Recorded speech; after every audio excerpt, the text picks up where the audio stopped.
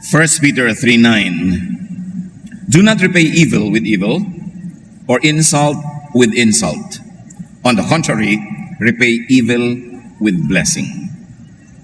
Huwag suklian ng masama ang masama, at sa kabaligtaran pa nga, suklian ng mabuti ang masama. A kind answer. Isang mabait, maamong sagot. Panginoon, salamat dahil kayo ay laging mabait at maamo sa amin. Turuan niyo po kami, Panginoon, na maging katulad niyo. Sa sandaling ito, pakalinisin niyo po kami, paging dapating tumanggap ng inyong pagtuturo, pagtutuwid, pagtatama, at pagpapaliwanag. Payapain niyo po aming loob. Iwinawaksin namin ang mga alalahanin, mga pinoproblema, mga takot, at nais namin ituon ng pansin sa inyong mensahe. Akayin niyo po kami, turuan, at nasa ganun lalo kaming makapagbigay ng kaluwalhatian sa inyo, at mas umayos ang buhay namin. Kayo po ang mangaral, kayo po ang siyang tinig na madinig namin. Dalangin namin ang lahat ng ito sa ngalan ng iyong anak na si Jesus. A kind answer. Kumusta naman? Meron na tayong binigyan ng kind answer? Nawa hindi baligtad na ang ating ibinigay ay unkind answer. Proverbs 15:1. A kind answer soothes angry feelings, but harsh words stir them up. Pag kami nagagalit sa iyo at mabait ang iyong sagot, maamo, malumanay, banayad, nawawala ang galit nung nagagalit o kaya ay nababawasan. Pero kung merong nagagalit sa iyo, nagsalita ng mataas ang tono, malakas ang boses, galit, at kuminsan ay may hapdi pa nadala ang kanyang salita, pag sinagot mo ng ganon ding galit, ganon ding angas, lalo siya nagagalit. Ano ang kakawian ng inyong usapan? Kaya sabi ng ibang versions, a soft answer turns away wrath. Pag malambot ang iyong pananalita, hindi matigas, hindi masakit, nawawala ng lakas yung galit ng iyong kapwa. Sino ang kausap ng verse na ito? Yung bang galit o yung kinakagalit? Yung bang nagsasalita ng masakit o yung nasasaktan? The verse is addressed not to the angry person. Hindi sinabing, huwag kang magalit, huwag kang magsalita ng masama at masakit. Hindi siya ang kausap. The verse is addressed to the recipient of angry words. The recipient of angry behavior. Ang kinakausap dito ng verse ay yung taong may dumating sa iyo na nagagalit, nagsasalita ng masakit, malakas ang boses, agresibo, ikaw ang kausap ng verse. Sabi, huwag mong salubungin ang galit niya. Huwag mong patulan. Huwag mong gatungan. Yung apoy, lalo kung nilalagyan ng kahoy para mag-apoy, yung kahoy na inilalagay mo sa umaapoy na, yun ang tinatawag na gatong. Hindi na kasi nakikita ng young people yung gatong kasi click! Umiinit na yung kalan. Hindi nila maintindihan yung gatong-gatong na yan. Kung may bonfire and the fire is already dying out, you put some more firewood, yung firewood ang gatong para tumuloy yung apoy. Kaya kung may nagagalit na, galit din ang sagot mo, yun yung gatong. Pinahaba mo yung apoy, pinainit, pinadami ang siklab. You should take note na hindi binabawalan yung galit. Hindi sinasabi na huwag ka magalit. Kasi pwede naman talaga magalit. Merong ang righteous indignation na tinatawag. Kaya hindi binabawalan yung dumating na galit. Huwag ka magalit. Hindi yon. Yung inaaway ng galit ang kausap. Bakit siya ang kausap? Ba't hindi na lang sabihin to sa taong galit na, huwag kang magalit, huwag kang magsasalita ng mga galit na mga salita. Kasi galit na nga siya. Paano mo pa maaawat yun, galit na? At kumisan, meron naman talagang valid reason para magalit. Kaya hindi yung taong galit ang pinipigil. Ang pinagsasabihan, yung kakausapin ni galit, yung inaaway ang kausap ng verse. So kung yung asawa mo, dumating sa'yo na nagpupuputak, hindi siya ang pinipigil ng verse, ikaw. Sabi ng verse, huwag mong patulan. Yung na-offend, nasaktan, darating yan, susugurin ka, hindi siya ang pinipigil, ikaw. Bakit? Kasi hindi naman ikaw yung galit eh. Siya. Therefore, mas madali kang kausap. Kasi yung galit na, wala yung katwiran. Mahirap nang kausapin pa yan. Kaya ang mission mo bilang isang taong pinuntahan ng isang nagagalit na kapwa, ang mission mo, pahupain ang galit. alisin ang kamandag ng kanyang galit. Kasi kung galit siya, hindi mo siya mapagpapaliwanagan, hindi mo siya mapapahupa, hindi kayo pwedeng mag-usap na may magandang mararating. Kaya ang mission mo kay nagalit na tao, alisin ang galit niya, hindi yung galitin pa siya lalo. Kasi pag nagpagalit ka, mag-aaway kayo. Tapos yung taong dumating sa'yo na galit, asawa mo, tama ba na mag-aaway kayo ay kayo nga yung magka-partner sa buhay? Kayo nga yung magkakampi? Nakaaway mo kapatid mo, tama ba yun?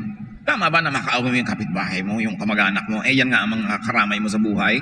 O kung hindi mo man karamay, makikita mo araw-araw. Gusto mo bang may nakikita kang tao araw-araw na magkagalit kayo? Kaya sabi, huwag mong patulan. Isa kang misyonero. Ang mission mo hindi magpunta sa mga kabundukan at mga kanayunan para maghanap ng kaluluwang sasagipin. Sa oras na ito, yung taong galit sa'yo, mission mo siya. At ang mission mo ay alisin ang galit. O hindi mo man maalis ang galit, huwag mo nang palalain pa. What are the many lessons? Soothe the angry person's feelings. Payapain. Pakalmahin mo siya. Hindi gatungan, hindi galitin, hindi palalain. Pag may taong dumating na galit sa iyo, ang mission mo, patahimikin ang kanyang loob. Kasi hindi ka pa naman galit siya pa lang yung galit. Kaya pag may kikipag-usap na sa iyo, alam na agad, mission ko to, hindi ko papalalain ito. Parang yung mga taong nasa complaints desk, yung pinagreklamuhan, nasa mga call center, sumatanggap ng mga reklamo, mga galit ng mga kliyente, trained sila, ang mission mo alisin yung galit. Huwag mong patulan. Kaya lang kuminsan yung mga script na mga ganyan, lalong nakakagalit. Yung sasabihin, oh, I understand you, sir. So huwag mong sabi-sabi sa kanya, understand. I don't need your understanding. I need your compliance. Yung very, condescending, na very patronizing, I understand, sir. Nakakapanting ng tenga yung I understand. Parang, wow, very understanding ka. Unreasonable ako, ganun. So, depende kasi kung ano yung bibitawan mong salita. Para yung galit, huwag nang lalo pang magalit. Nag-iingat ka.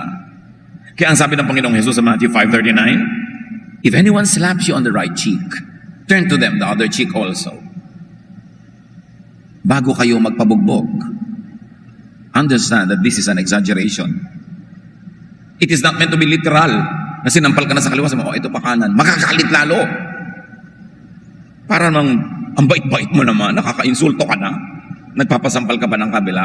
Ibig sabihin lang nito, do not fight back. Kasi sinabi pa nga, kung gustong hingin niya yung jacket mo, ibigay mo pa rin yung pangloob mong damit. Kung yun ay kaliligayan niya. Once more, hindi mo naman kailangan gawin yun literally. Ang ibig sabihin lang, be willing to step back. Be willing to give more space. Be willing to accommodate. Kasi galit siya eh. And remember this, anger is only for a moment. It takes your whole body to conspire to release toxic elements into your blood system to make you angry and to energize that anger. And that chemical composition of your blood to be angry and to energize that anger lasts only for a moment. It cannot last for long because it requires so much energy.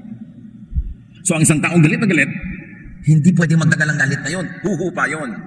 Bakit po nagtatagal? Kasi sinalubong mo. Kasi ginalit mo lalo. Kasi hindi mo siya naging mission field na papayapain. Sinampal ka sa kabila. Sinampal mo rin siya. Natural, sasampalin ka niya uli hanggang magsampalan kayo na magsampalan. Hanggang maging rosy chicks kayo. Sinampal ka, sabi ni Jesus, ibigay mo pa yung isa. Let's say sinampal ka uli. Let's say nagpasampal ka, mga 30 sampal, mapapagod din yun. Titigil din siya. Habang hindi mo ginagalit. Sa tug of war, mga kapatid, hilahan ng lubid, di ba? Gusto niyang hilahin yung lubid patungo sa kanya, maagaw sa'yo. Gusto mong hilahin yung lubid patungo sa'yo para maagaw sa kanya, kaya ang tagal-tagal ng tug of war. Subukan mong paghila niya, nirelease mo yung lubid, tumba na siya. Game over.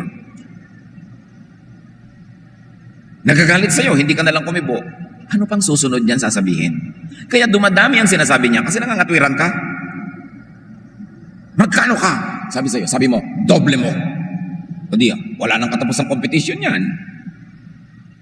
Pero sinabi mo, magkano ka? Mura lang. Kayang-kaya mo. Ano pa susunod niya sasabihin?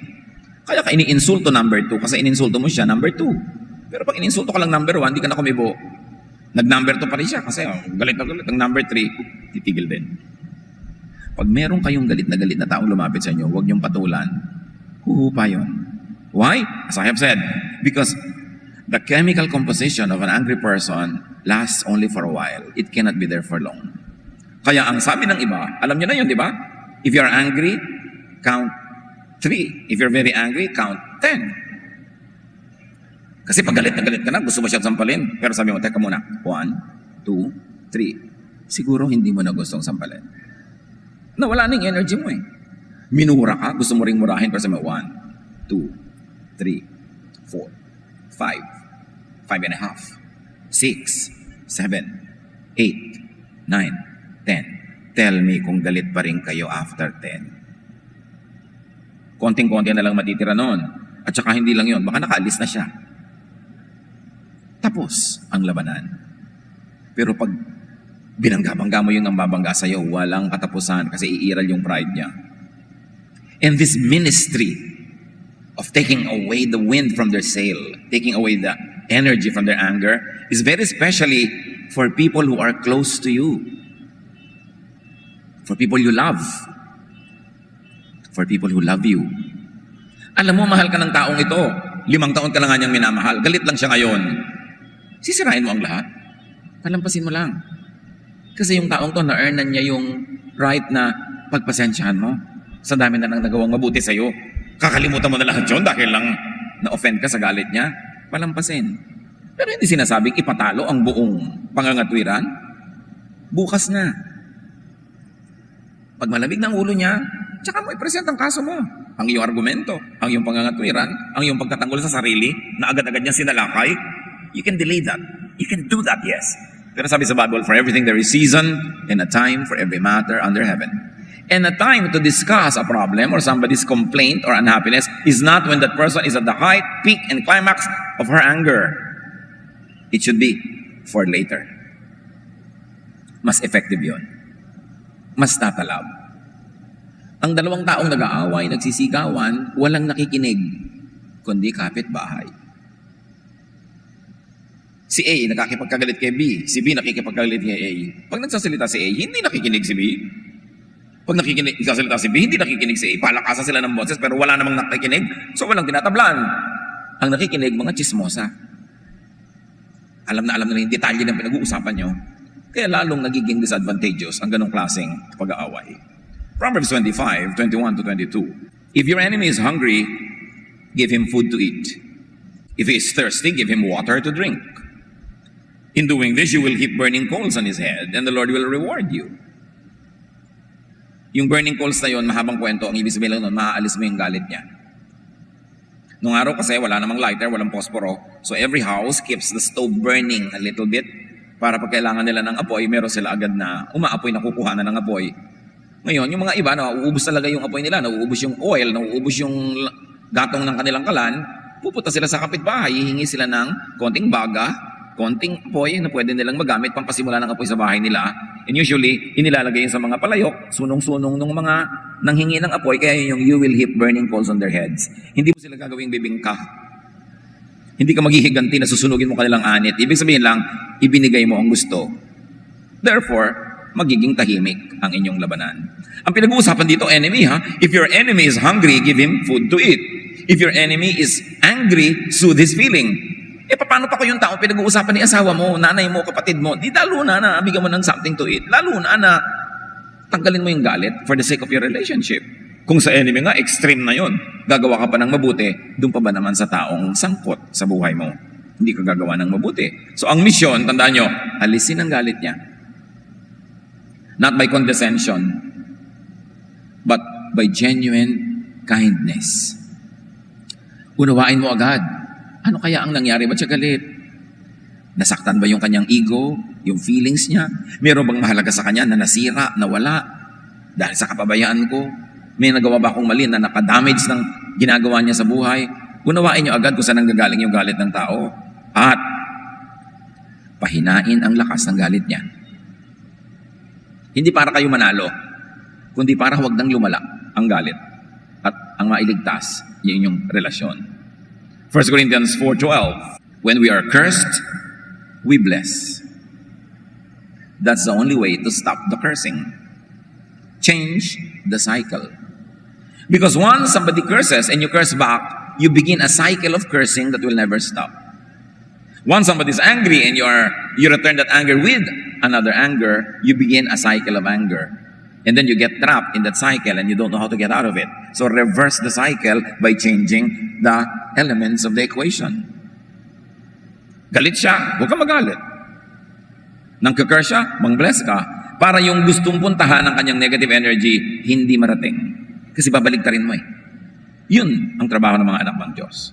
The way to soothe the other person's angry feelings is by responding with kind words or action. Galit na galit siya. Tapos bigla mo hinainan ng merienda o tubig o anuman, huwag ka lang masyadong malapit dahil baka ibuhos sa'yo yung kape. Pero naghain ka na ganon, ibig sabihin nun, peace. Peace, man. Yung ganon, yung huwag tayo mag-away. Ibig sabihin nun, ayoko mag-away tayo. Sige, may sinasabi ka, galit na galit ka, palabasin mo. Sige, sabihin mo, hindi ko sasalubungin. Hindi kita pipigilin magsalita. Hindi ko tatalunin ang boses ko yung boses mo. Sige, magsalita ka, say everything. And then pagtapos ka na, hindi pa rin ako kikibo, mapag-iisip-isip mo rin na wala ka sa lugar. Pero pagka hindi ka nakikinig, pinipigil mo siya, nagsasalita ka rin, lalo niya lalakasan ang boses niya para marinig mo. Ang dali-dali namang makita mga kapatid, what works and what doesn't. Arguing with somebody who's angry will lead to nowhere but worse and worse situations. Kaya galit siya, ang tunay na pananalo doon ay yung matanggal mo ang galit niya, hindi yung magalit mo pa siya lalo. Pag nagalit pa siya lalo, talo ka. Romans 12:21, do not be overcome by evil, but overcome evil with good. Huwag kang magpapatalo sa masama. Talunin mo yung masama, hindi ng mas masama, kundi ng kabutihan. Laging nananalo ang kabutihan, basta tama ang pag-apply mo.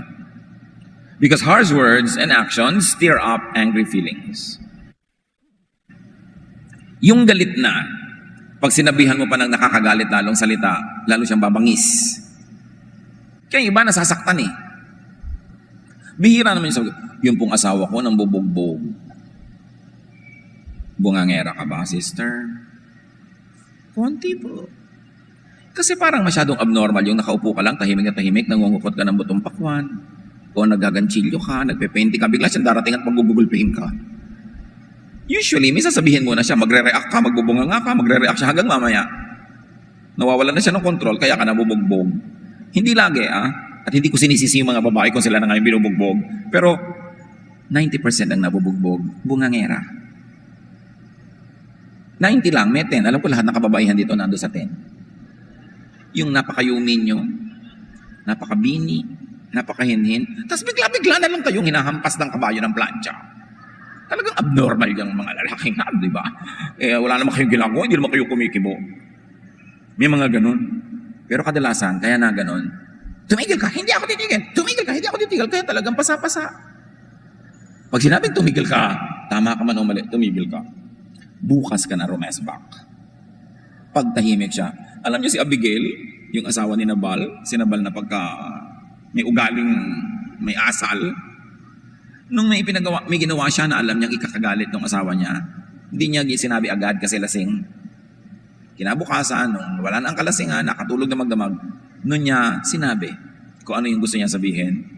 Nanigas nga yung asawa niya bigla. Siguro na heart attack kung ano nangyari hanggang ikinamatay. Pero hindi niya sinalubong yung galit. At yung kanyang kamalian ay pinagbayaran din niya nung asawa. Kailangan marunong kang mag-handle ng galit. Kailangan, huwag mong galitin.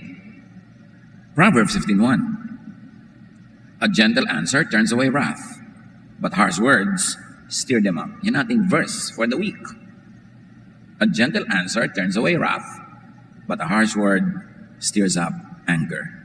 Your mission when somebody is angry is not to be more angry, but to soothe the angry feelings. Yun ang ginagawa ng mga anak ng Diyos. Proverbs 26:4, do not answer a fool according to his folly, or you yourself will be just like them. Huwag patulan ng mga hangal. Huwag patulan ng mga galit. Kasi mamaya, pareho na lang kayo. Ang problema sa tumatabla, you lose the upper hand. You lose the moral higher ground kasi tumabla ka. Therefore, you are now on the same level. That is what is wrong with getting even. You end up on the same level. Kaya nga even. Do not lose your moral higher ground so that you could always negotiate from a position of strength, of spiritual strength, not of physical. Harsh words and actions make things worse.